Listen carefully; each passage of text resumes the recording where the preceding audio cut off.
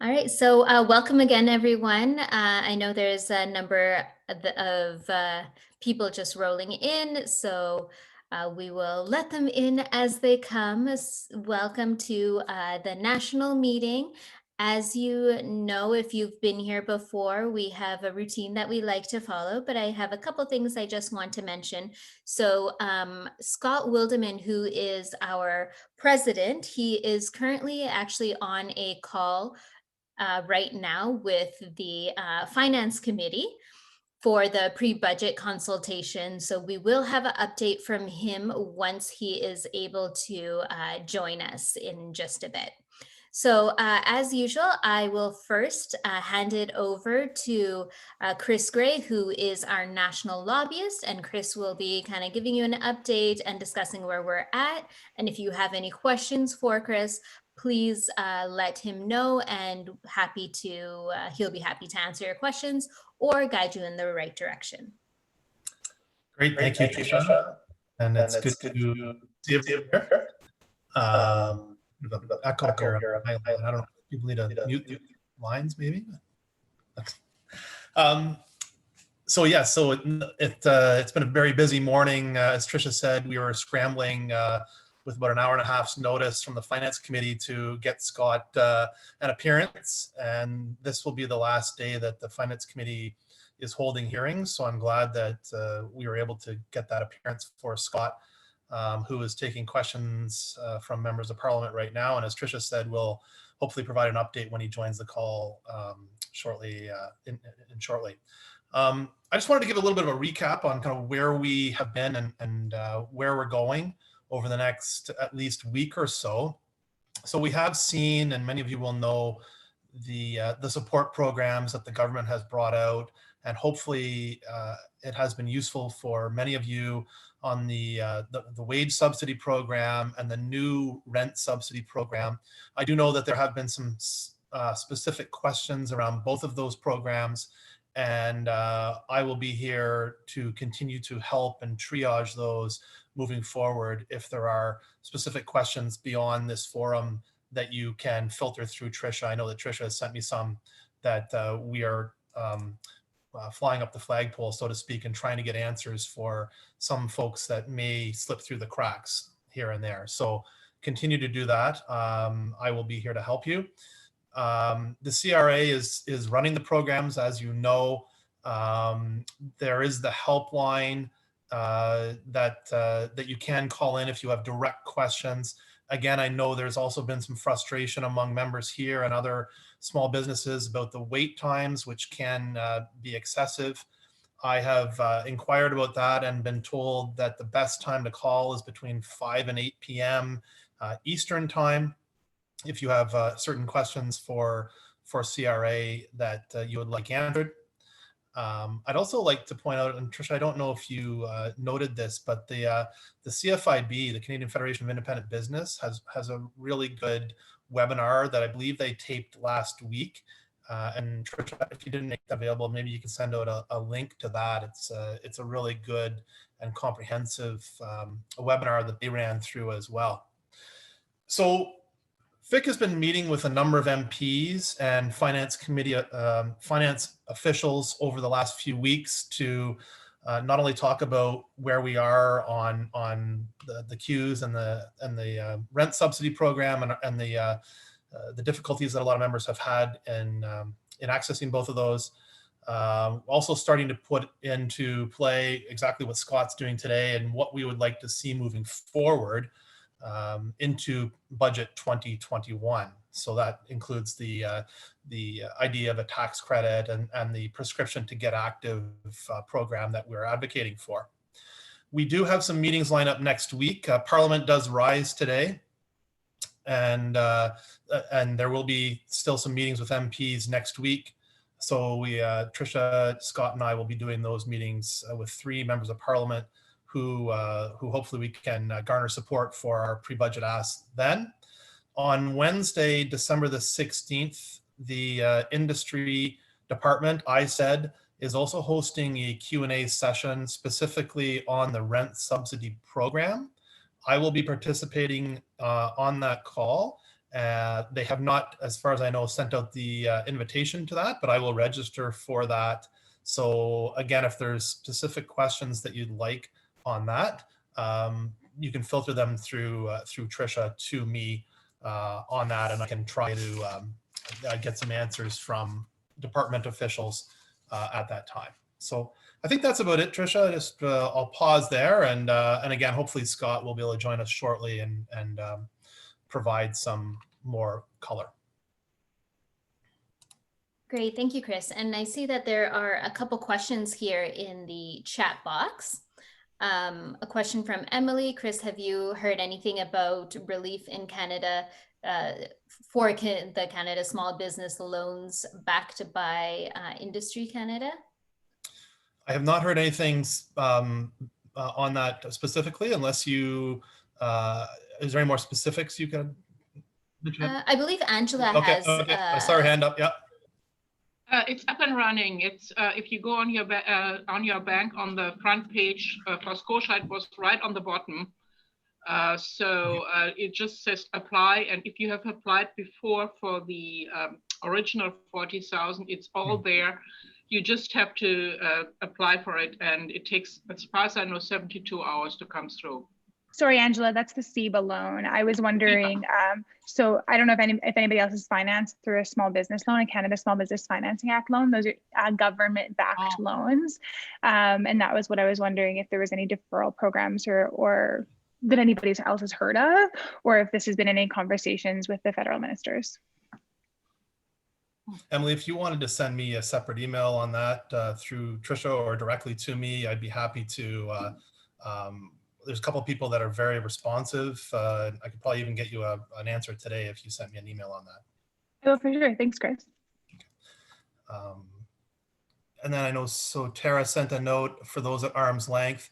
I don't know, Tara, if you want to expand a little bit on that, but I know I saw your email as well that Trisha had forwarded on to me.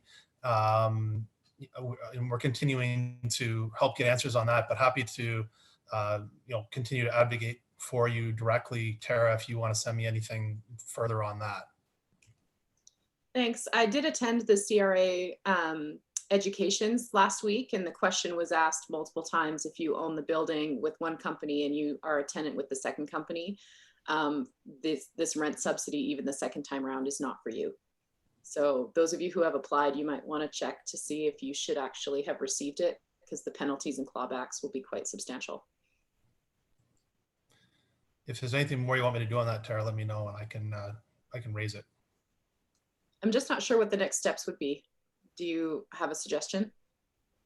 Next steps on what you should do? Yeah, how do we, like, what kind of information would I be giving you to move forward with?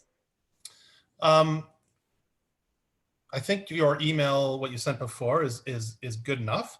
So let me go back to that, and I can table that on Wednesday, hopefully. Thank you. And Angela, I saw your hand up because I know you're also tenant as well as landlord. I was just typing as well, but you can, under that program, you insurance and some of the property tax you can claw back, even if the rent subsidy doesn't work. So I'm not entirely certain how much it is, because I left it to my accountant to attend, but it's property tax and building insurance. You can claw back some of that. So that's all I know so far, but I can write the get the answer from my accountant and post it here again. Great, thank you, Angela. And I believe there's another comment that came up. Reza, if you're on the call, Reza was opening a new business, but kind of falls in the cracks. Reza, did you want to explain your situation, and then we can see if anybody else has tried to open a business? Hi, Trish. Hi. Thank you. Yes, we actually did open. We were supposed to open in March of 2020, and obviously the lockdowns didn't allow us to do that. So we ended up opening up in August of 2020, and we did qualify for the rent subsidy from April till October, because our landlord was actually applying for that. But then now they're saying that because we didn't have any revenue from 2019 or January and February of 2020, we don't qualify now. So I've approached our MP, and we have a meeting with them next week. And if anybody lives down in the beaches, Danforth, Queen Street East area, I recommend that you come to this meeting. It's a Zoom meeting. I can give the information because we're trying to gather as many tenants as possible who are in the same situation as we are. And then I've also spoken to Deputy Minister of Small Business, Mary Ng, and they've told me that they're looking into it, but the more people kind of look into this, the better it is for all of us. If it's just me or another couple of people, most likely they won't amend the legislation or come up with another form of support for us.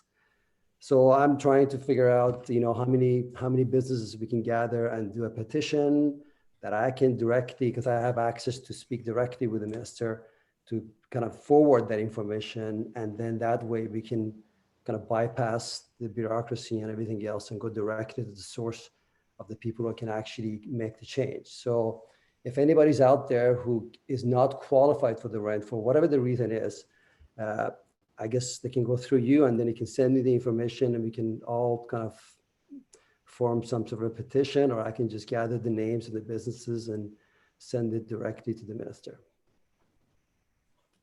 Great, yeah, so happy to do that. So if anybody on this call is in a position or knows of anybody who is struggling and in this position that Rez is in, please connect with me and we can get that going. Thank you. Any other questions for Chris? I think we're okay. On that case, let's move on to our second portion, which is going to be the provincial updates. We will start over in Quebec. Hello, everybody. I hope you are fine and keep the shape. So here in Quebec, not much going on since the cases are going really, really high. So the pressure on the government is not a good time for us to be out loud and ask too much. But we did do a lot of stuff undercover or behind the scene. The surveys are going well. We have, I think, 1,600 people that on the side of the client survey that answered it. So we are still pushing it forward. The owner's survey is giving us a lot of information. And today I sent an email to all the ministers to explain the reality of the industry, where we're at, what was asked at the beginning of November, what has been done since. So we proposed to the government another program for us to be having a subsidy to help the like teach or educational for coaches.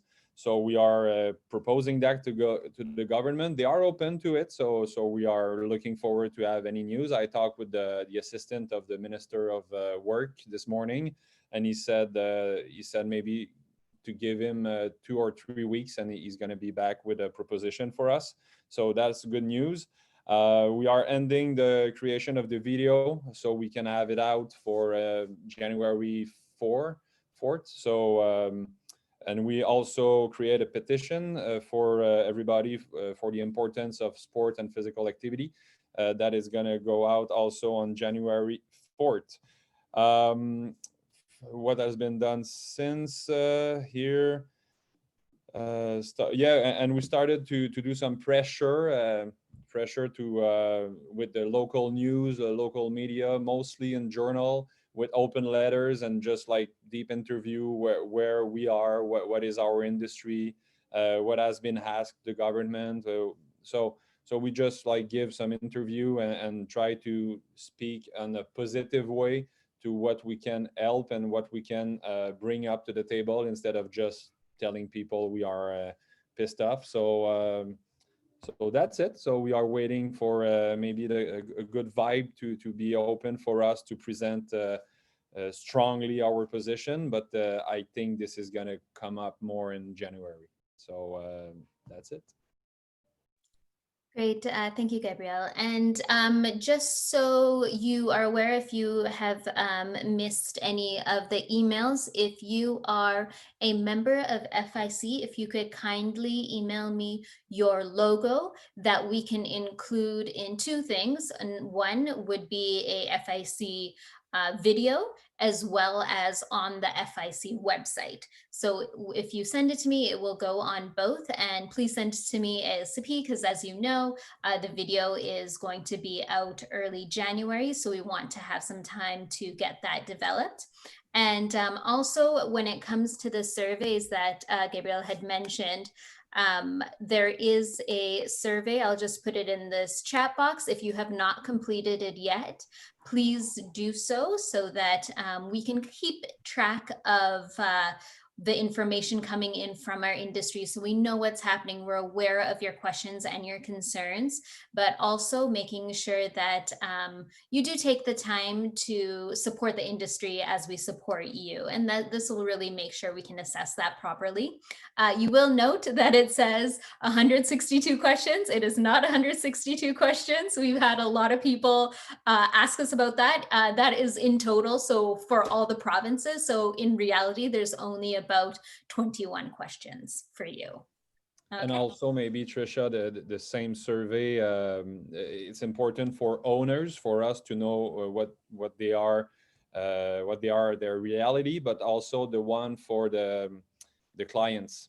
More we have information about clients across Canada, more we can present like how they see the industry, how we can help them, and their reality, like they need to come back to gyms, they need to have access to their trainer. So this is pretty important too. I think we are at 11 people on the English portion. So it would be great to have more members telling us what they feel about the gyms and the industry. Yes, and I'll put that in the chat box as well. So thank you. Let's move on to Ontario. Yep. So again, I think like everybody, there's not too much traction other than a few other regions going into red here, which is just pretty severely restricted down to 10 people per club, no matter the size of the club. There is a little bit of movement and people trying to work on something that gets those color-coded restrictions in Ontario more based off of size and square footage, as well as some things on exploring how we can try to separate personal training out from gyms, which has already been separated out from group exercise. So a few things that working behind the scenes, some people that might have an update sometime. But again, it's been very frustrating to deal with the government here in Ontario. We don't have as much direct line. They've been very opaque in us dealing with them directly, whether we went top down or bottom up. A little bit more traction bottom up. So what we are working on, there's a couple of things of note here. One is from our call this week, and the call about 2 weeks ago, we're putting together a document for people in Ontario around directly what we're asking for financial relief. So modeling off of a couple of other different places, like in Alberta, Blake brought up, there was a sort of a relaunch plan where the direct funding reimbursement coming from the government on a monthly basis covers more than just utilities and property tax. It also covers the cost of loans.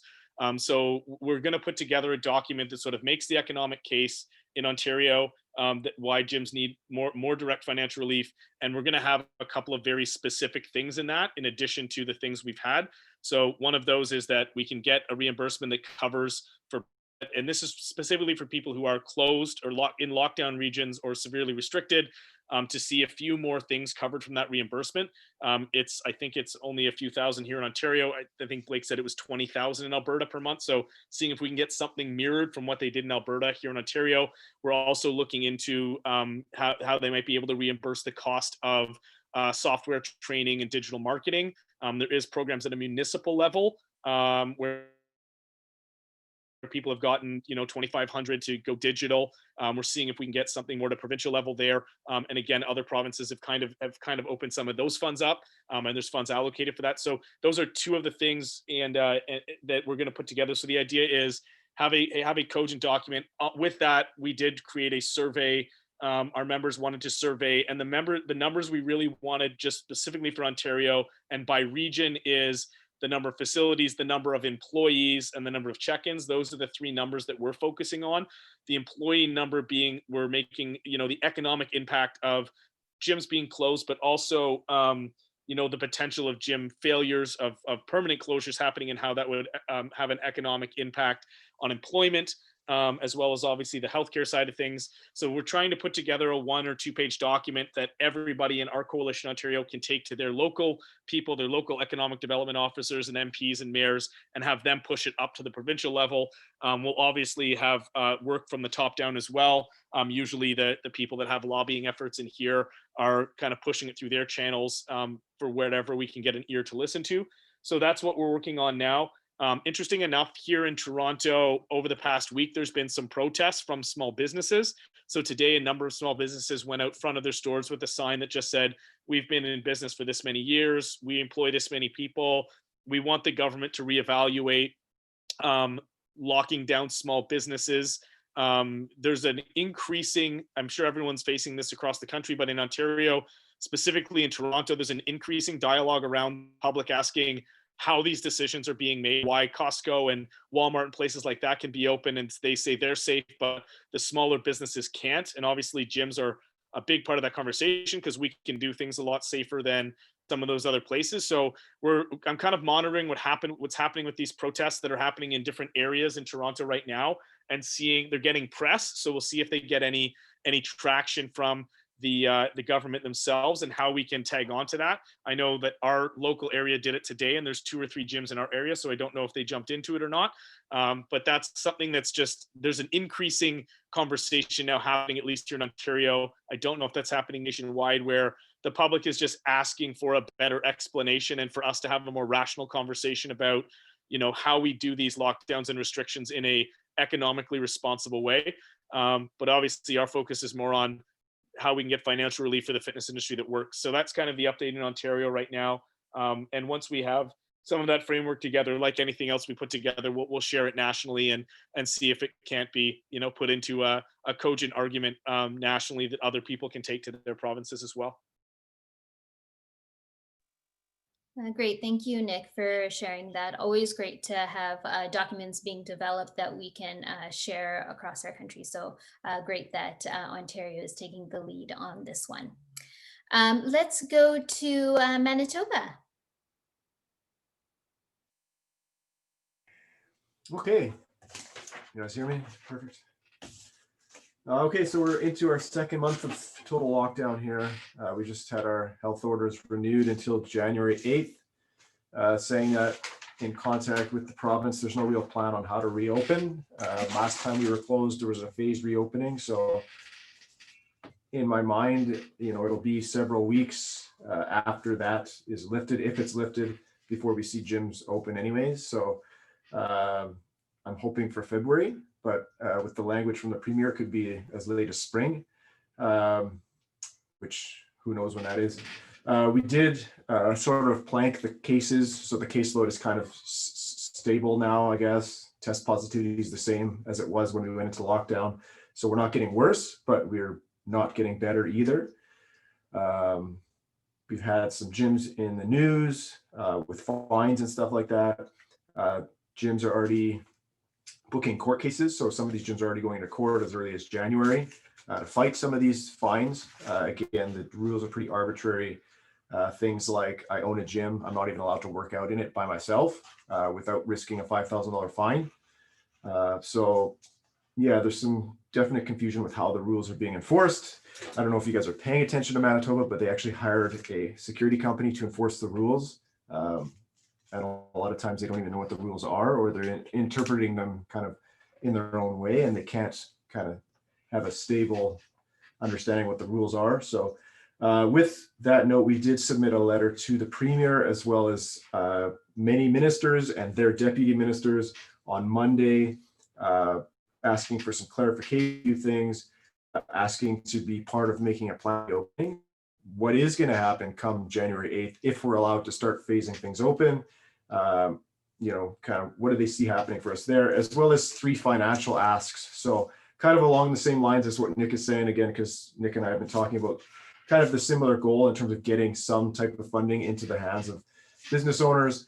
There's 2 programs here in Manitoba that are provincial. One is the Long-Term Recovery Fund, and this is several million set aside for businesses that pivot to online. And up until now, very small amounts of that have actually been allocated to businesses. So we've asked, we proposed the government to try to tap into that, because our businesses have had to make that pivot at our own cost while we have no income. So there is an opportunity there to potentially tap into some of that funding.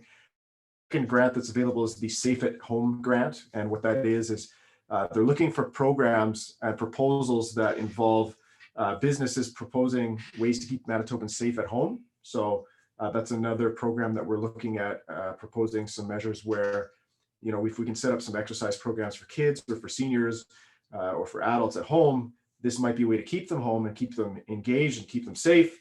So it could be another way to tap into some funds. And then the third one is in my talks with some other coalitions and some other business communities who know kind of what Brian Pallister's into. We've proposed a type of a tax incentive or a tax rebate for spending money towards fitness. So we've proposed to them that they offer a program with a grant or a tax credit for individuals who spend money on fitness, especially right now during a pandemic. But the language needs to come from the government that says these things are available. So all they've really said is we're dangerous, we're closed, and there's no plan. But they could be saying things like exercise is important, use these facilities that are offering online services to stay active, to maintain health, maintain proper mindset, all that kind of stuff. So we've really trying to get the government at least know that we understand that we're closed. There's a reason we're closed, but we want to work to remain in business, and we want money available to do so. And then we also want to work with them to keep Manitobans healthy. So that was the goal of that letter. Again, all I've gotten back so far are the standard, we'll get back to you kind of thing, because we're really busy. But I expect to reply next week. If not, I'll follow up, and I do have some connections who can follow up as well. Other than that, that's Manitoba. Great, thank you for that update. Let's go to Saskatchewan. Okay, so not a whole lot for us to the last couple of weeks, like everybody else. We've submitted all of our letters to the government. Because of those submittals was the reason we weren't during the last changes shut down again, they said, but they did put further restrictions for 8 on group sessions, which did take a number of facilities down, and a number have decided to close on that anyways. And we are under masking now in gyms 24/7 versus just in and out of the facilities, which has also hurt facilities quite a bit from a cancellation and free standpoint. The government did roll out, I'm just looking here because I just saw the details this morning, it wasn't out last night. A new program is coming called the Strong Recovery Adaptation Rebate that can give up to $5,000 basically for business adaptations made during COVID from April 1st to February 21st, up to a max of $5,000. So they'll cover 50% up to the 5,000 max. They also put out the small business emergency payment again, which we got in the spring. So open for $5,000 again, up to 15% of a business's monthly sales revenue. The nice thing this time compared to the spring, and I know we were one of the businesses that fell in this, having multiple locations under the same corporation, was we're actually able to get it per location versus just one. So last time we qualified for $5,000 only. This time we'll actually be able to get each location, which is $5,000 a piece. So that will help a bit, not much. We also have the Reopen Saskatchewan training subsidy that is out there, and they'll cover up to $10,000 of training if you apply before December 31st to retrain employees, whether that's for virtual or whatever. But the service or the business that you're getting that training from has to be Saskatchewan based. So that may be a limiting factor for some folks, but it is out there. And really, other than that, we haven't heard back from our contacts this past week at all. We're not really expecting to till after the 17th of December. And that's about it for us right now. All right, thanks. Thanks, Jolene, for that update. And I know you've also been doing quite a few different surveys and collecting information. Could you maybe touch on the type of information that you've been collecting and kind of the questions that you've been sending around? Yeah, up till now, it had more been just the check-in data. So we'll be putting out another update to that again lately. So we'll have over 1 million check-ins worth of data collected for Saskatchewan. We've been updating it every once in a while. And that one really just was strictly the check-ins. Have you had any cases of transmission in your gym, or were you considered a source of transmission? Did you have any exposures? And the questions we did get back were, well, how do you know you weren't a source of transmission? And the members in the facilities are being fantastic, and the gyms do know if they have been a source of transmission. There's one facility I'm still trying to get some information on that we heard may have had some transmission sources, but we'll get there and get them. I've got a number of emails and calls out to them. And our next survey, we're going to start to, again, collect the same type of stuff as everybody else with, you know, how many employees you have, how many facilities are out there, some stuff on rent, so we can start talking about the financial aspect for Saskatchewan. Great, thank you, Jolene. Let's go on to Alberta. If Emily, you'd like to take it away. Oh, sure. Sorry, I didn't realize Scott wasn't here. Okay, so the announcement this week was, so last time I think we spoke, group fitness had been shut down, but gyms were still allowed to operate at 25% capacity. The announcement from this Tuesday was we're pretty much full lockdown. So gyms are totally closed, home gatherings are canceled, group fitness is obviously done, no personal training anymore. And retail is only allowed to be open at 15% capacity. So that's kind of the only thing that's even still functioning.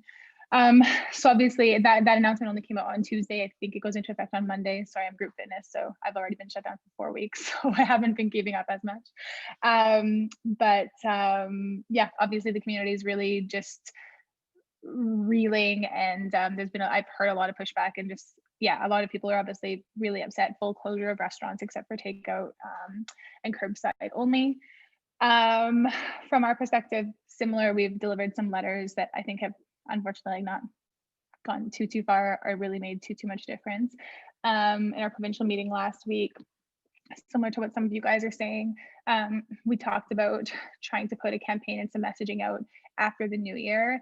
I think my perspective is right now, I think people are so stressed out about Christmas and the fact that they can't get together with their families that I don't think we'd get a lot of public favor right now, but hopefully in the new year that might shift a little bit if we can flatten out the curve a little bit, and people are just less stressed out about Christmas. So we'll start seeing things, kind of do our surveys, pull together our stats, and we were really talking about taking the mental health direction with our campaign and with our messaging, and really like asking our members to share their stories, their testimonials of how when they're going to work out, it's more than about a few vanity pounds or you know, it's about their immune systems and it's about their mental health, and this is all the value that it gives, and really using the stories of our members and the testimonials of our members to hopefully just build some really like positive public momentum and go from the political angle more than the health-based angle. I think we've kind of decided, you know, we're never going to convince our chief medical officer of health that we're safe, because the reality is that there have been outbreaks and you can't argue with that, you can't fight that, and they can always say that they could be transmitted through particles, and we just don't, like, nobody has the data to say that that's not possible. So we're going to kind of try to take the more sympathetic mental health and political play instead, because we do have a premier who continues to say how important small businesses are and that we're the backbone of the economy and that he wants to keep Albertans working. So we're going to try to appeal to that. Beyond that, there was a town hall last night with Dr. Hinshaw and then our Minister of Jobs. I had to drop early. I don't know, Blake or Tara, if anybody else stayed to the end, if anything else interesting or new happened on that one last night. I'll just pop in. There was concern inside of the guidance that was given that dance studios would be allowed to do one-on-ones. and that fitness clubs would not be able to. That was kind of dispelled. Our facilities are closed. So gyms, boutique studios, dance studios are closed. We can do one-on-one if you can find a facility that's open, but I think mostly that one-on-one carrot is actually meant to be an educational tutorial, bringing someone into your home to do an educational service, as opposed to bringing someone into your home to give you a fitness or a dance lesson. So that clarity has actually sparked all kinds of crazy, because everyone was building their model on private lessons for the month of December. And so now our industry is scrambling again. So sometimes you don't want to ask the clarifying question. The one other clarity I was actually going to offer, I think Nick was talking about the Ontario, Nick or Dino was talking about our Alberta aid program. So they did increase that this week, but it's not quite as simple as that. So we already had an Alberta SME grant, SME relaunch grant in the spring for $5,000. That was, I think, based on a 50% drop in revenue. They and increase the total grant to $20,000, so 15 on top of what the original 5 was. But, and here's a caveat, as far as we know now, this is a one-time thing. Like, they've extended it to 20, but there hasn't been any commitment of this is going to be an every month kind of program that I've heard. And I think it's also based on, it can only be a max of 15% of your total revenue. So from my understanding, your pre-COVID revenues would have had to be $100,000 to max out this rebate. Now, I had tried to put that question in and I didn't get an answer yesterday. I'm hoping we still can get an answer on that, but just like a point of clarification on that. I think that's it for me. Great, thank you, Emily.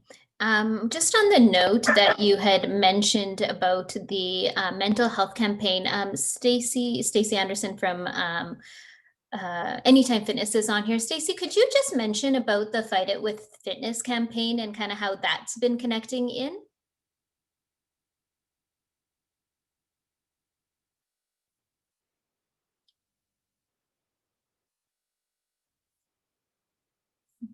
Maybe I just missed her. But yeah, so Anytime Fitness has had a... I can cover that, Trisha. If I don't know where Stacey went, I was seeing her there, but I'm not sure where she went. So Anytime Fitness, Planet Fitness, and some other major gym chains in the US, the Bar Method, which is also owned by Self-Esteem Brands, I think Orange Theory's in there, F45, put together a campaign and a webpage called Fight It With Fitness. And really it's talking about how fitness can help with whether it's mental health, diabetes, heart disease, all that type of thing. So we're using the hashtag Fight It With Fitness with either pictures or stories about people that are using fitness to help either mental health or medical health issues. And the stuff actually feeds when you hashtag it on Instagram or Facebook into the Fight It With Fitness webpage, or folks can directly input their stuff into the Fight It With Fitness page. So it's helping lobby across the board with some of the major gym chains and some others. Jolene, has there been any like negative pushback or negative commentary on it? None. No, it's all been super, super positive, and the shares we get on those posts are huge. It resonates with a lot of people. Some of the ones we've done at our gym simply just have a board that says, I fight anxiety with fitness, or I fight stress with fitness, I fight diabetes with fitness. And some of them we might tell a little bit more of their story. Some it's strictly just, a picture of the person and the sign, and it's gone over extremely, extremely well. Awesome to hear. Thank you. Yeah, I can send out the link, Trisha, to the Fight It With Fitness webpage for folks to go over. Awesome.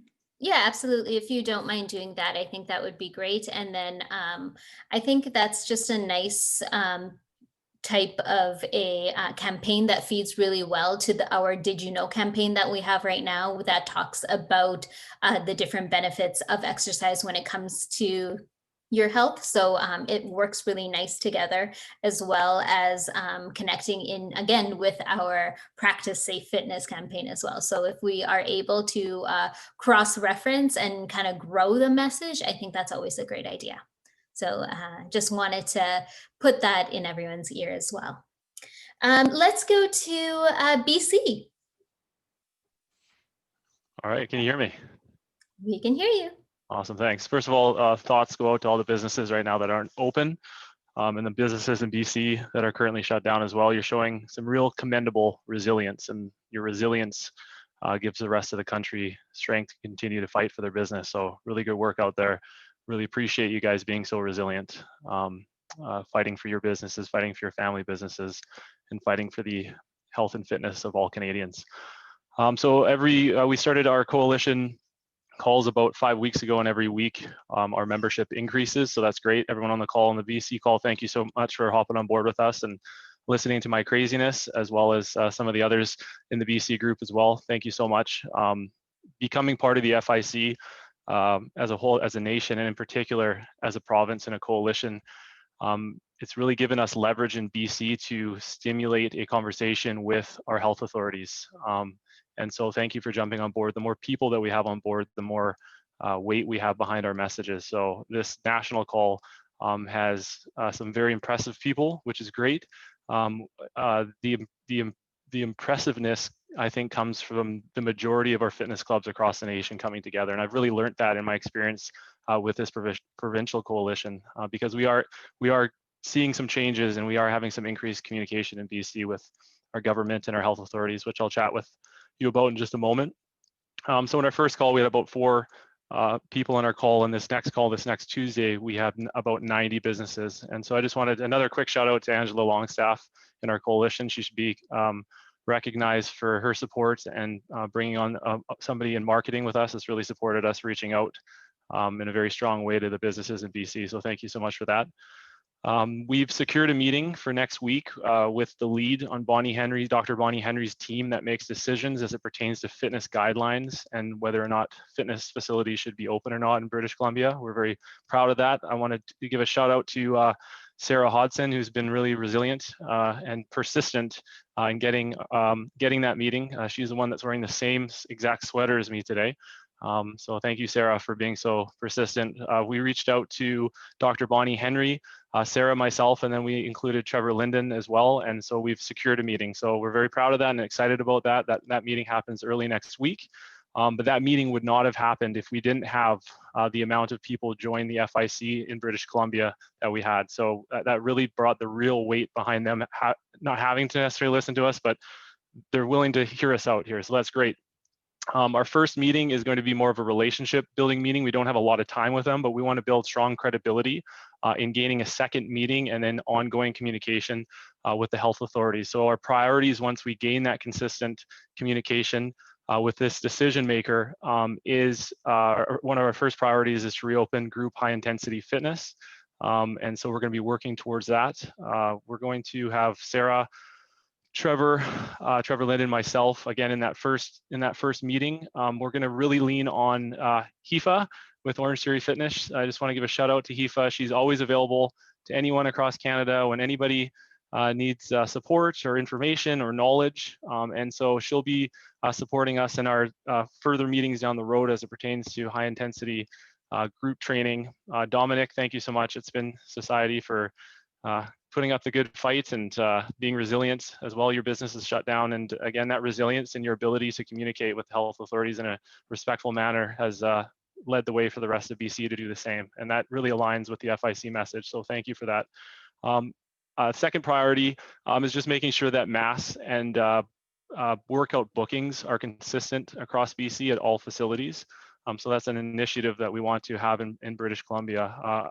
I've been connecting with companies. Everyone in our coalition has jumped on board with masks at all times in British Columbia.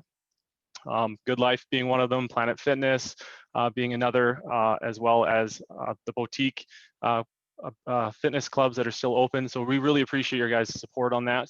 Again, that's given us real strong leverage for the government to listen to us, because what we're sharing with them is that we've gone above and beyond your guidelines, and let's connect that together. Let's bring your guidelines up to speed with where we're at, and they really want to hear a little bit more about that. So we're excited with that. We really feel that may put us in a position to have them consider reopening group high intensity training. So like I said, I know HIFA's prepared and always ready to help us out. So we'll lean on you for some support in that, because she does speak their language, and she has a lot of experience reaching out to the health authorities on that as well. So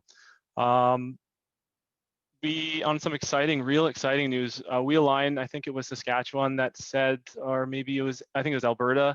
You guys said that it's not a great time to go out and start hitting PR about keep gyms open and opening group fitness. And so what we're doing is we're doing a fun Christmas video. Again, shout out to Sarah Hodson. If anybody wants to see a horrific display of dancing and singing, just YouTube Sarah's company,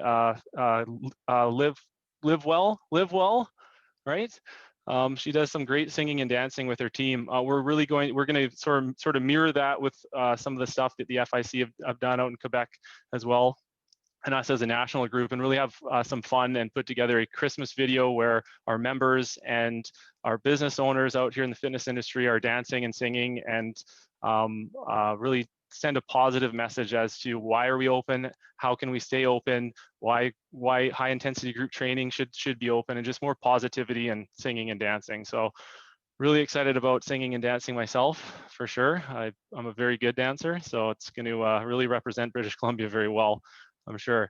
And so we may look to increase our PR against some of the negative press that comes out in BC, but aligning with Alberta, just during the Christmas period, it's real tough to do that, and people take us seriously or see that as a positive. So I mentioned there's an industry on British Columbia that right now that almost is attacking the gym industry because they're not open, but big box gyms still are open. And every time I see them, maybe it's because also I'm an owner of a gym, but every time I see them in the news, I get angry, right? Because they're trying to justify being open, and whether they should be or not, I don't even think of that. I just think, why are you fighting so hard to prove that you should be open? In BC, just a different climate out here, for sure, I think. But we just really want to send some softer messages until that new year. We really want to get businesses reopened. And plus, we have this contact in the health authorities that I really think we can gain some traction with. The current restrictions in BC have been extended to July 8th or 9th. We really are focused on having high intensity group training reopen for that date, for when new restrictions come out. And so far it's really been low intensity group training. We have some new guidelines coming up for you in the next few weeks, but high intensity group training, you're shut down indefinitely. We want to change that indefinitely to January 9th, a specific date, and work towards how we can do that in a healthy and safe way that aligns with our public health authority out here. With that being said, I'm going to pass it over. I didn't prepare her, but Angela, you're the one we lean on in terms of government initiatives and taxes and relief. Do you have any updates? I know we share them in our BC Coalition every week. Any updates that you'd like to share, or are we caught up there, Angela? I think we caught up on everything.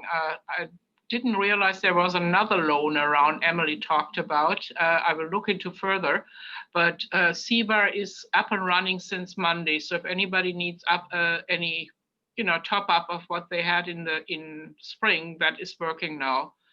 And other than that, I'm just going to do like Tara, trying to figure out if the hands-off arm's length rule is going to continue. But for those who are holders, as I said before, property tax and house and the insurance can be taken off. And the nice part is also with the wage subsidy, it was down to 62%. And but it's back to the normal 75%, since it's for, and I don't know how they count the pay periods. Pay period 9 for what the government considers pay period 9 is back to 75%. So that is pretty much all I know. You know a lot, Angela. We appreciate you. Thank you. Thank you. Yeah, not July 9th, January 9th. Maybe I said July. Hopefully that was not a Freudian slip. January 9th is the goal there. Thanks, Sarah. And thanks for listening to me. Be resilient. You guys are heroes out there. We'll do the hearing impaired clap again. Why not? Across the nation. There it is. Dominic, come on, bud. There it is. Good work. All right. Thanks, guys. Thank you, Carl. That was a great update. So Scott Wildeman, our president, has been able to join us again. And as you know, which I mentioned at the beginning of our meeting, he was presenting in front of the Finance Committee about the upcoming 2021 budget. So Scott, can you give us a little report on what was spoken about there? Yeah, great. And want to thank Chris Gray for getting us this opportunity. It was a last second opportunity, had about an hour's notice. So juggled some things around, but was able to make a presentation on behalf of our industry. So what we talked about was how the industry has been decimated by the COVID-19 closures and restrictions. Facilities that are currently open are operating around 50% of pre-COVID revenues. Facilities that have been forced to close are operating at approximately 10% revenues, yet we still have fixed cost bases. I thank them for queues and the rent support. Appreciated that many of the previous caps have been lifted. However, companies still experience many hardships, such as remaining rent, wages, small business loans, property taxes, along with debts incurred from securing PPE and enhanced cleaning and sanitization measures. I spoke that mid-size and large companies still experience the cap of 300,000 in support, which is, it is what it is, but that's something that is still a pain point. I spoke that our industry wants to partner with government to be part of the solution in terms of getting Canadians back to wellness. So talked about the different benefits physical activity and exercise have on health, including hypertension, diabetes, cardiovascular disease, cancer, but really spent specific focus talking about anxiety and depression. As we know that COVID has impacted folks more negatively with those with chronic conditions, but also addressing the upcoming tsunami of anxiety, depression, especially as the recent lockdowns are occurring during the shortest and darkest days and effectively canceling the holiday season for many households. So we want to partner with government. We're asking that fitness memberships and fitness training services, both remote and in person, be covered or be considered healthcare expense. So not a tax credit, but a tax deduction. We have the ability to run attendance reports upon request for audit purposes, and this both includes in-person and remote services. Spoke that fitness professionals across the country are ready, willing, and able to provide both in-person and remote services, focusing on lasting behavior change. I spoke about expanding the Prescription to Get Active program across Canada to link the medical community with fitness professionals, and of course the government messaging encouraging Canadians to seek professional assistance to create long-lasting behavior change. And spoke about how we believe we can provide government with a 500% return on their investment by reducing overall healthcare burden, motivating and inspiring with their health. So that was the message. And then they asked a bunch of questions, most specifically really interested about how, the industry works in terms of when a new member, comes into a facility, how do they get inspired? How do we integrate them? So, really looking at taking somebody from sedentary to becoming active. So it was a cool experience. The mayor of, I can't remember which city in either Northwest Territories or Yukon was part of the panel. So she was making a presentation. There was somebody from the Canadian Federation of Independent Business and a PhD in economics. So, and then there was me. So it was a neat experience. It was, I think, really well received, and there was great follow-up questions specifically about how we engage in behavior change and integrate people. So, yeah, great. So that sounds good. And I also do want to mention that we got a response back from Minister Erin O'Toole's office in regard to a message that we sent when it comes to working with the government. So Minister O'Toole is the official opposition, and they seemed interested in hearing and partnering with us in the future. So that was a positive message moving forward as well. Yeah, and then next week we do have 3 meetings with members of the Health Committee. Lots happening that we will make sure that we keep you updated with. So with that said, are there any more comments or questions for the group? I noticed in the chat box there were a couple questions here. They may have already been answered, but I just wanted to open up the floor here for the last couple minutes if anybody has any comments or questions for us to look into. Yeah, just one thing I kind of forgot from the Ontario update, but it was touched on almost in every other update after that, which is just looking at the timing of everything. And I think positive over the next month for us all. With Christmas or the holidays coming up here, you know, these local governments are going to be, people are going to be shutting down here probably within the next week or so. So anything that people are pushing needs to be kind of pushed ASAP. And then there's going to be a pause. But what's different from our industry, there's a big focus on retail right now because they're going to take a big hit over the Christmas break from being closed. And that's why there's a big push there. Whereas our industry has this big opportunity in January. Everybody knows that January and the new year is usually the time where the fitness industry has, you know, the big spikes in membership and revenue and everything else. And obviously it's going to be very different this year. So if we're all very, very focused on having these messages, having this stuff ready, you know, for a month from now, when people are thinking of their New Year's resolutions and what's typically fitness, I think that that's really a great opportunity for us to push a lot of these messages, to push back to the government, especially because they'll have gotten through like what happened in the retail season. So I just encourage everyone to just, you know, keep their heads down, work really hard for everything that's going on, keep working together and coordinating this stuff over the next month. And I think there will be a really good opportunity as the conversation moves more towards that New Year's resolution and January for us, which is typically a time for the fitness industry to become more top of mind. So just want to kind of encourage everybody to do that, and hopefully we have, you know, good work that happens in the next couple of weeks or the next month, so that we can really drive things home here in January. Great, thank you, Nick. And Trisha, can I maybe just add to what Nick was saying there, in that I think that, you know, when we look at January with the psychological pivot of all of our consumers and members across the country, I think that we actually have a massive opportunity of people having the mental fatigue of being in lockdown and not being able to use our services. Of the awareness that the vaccine is here. It's starting to, you know, we're starting to hear stories in the UK of people getting the vaccine, people starting to see glimmers of hope.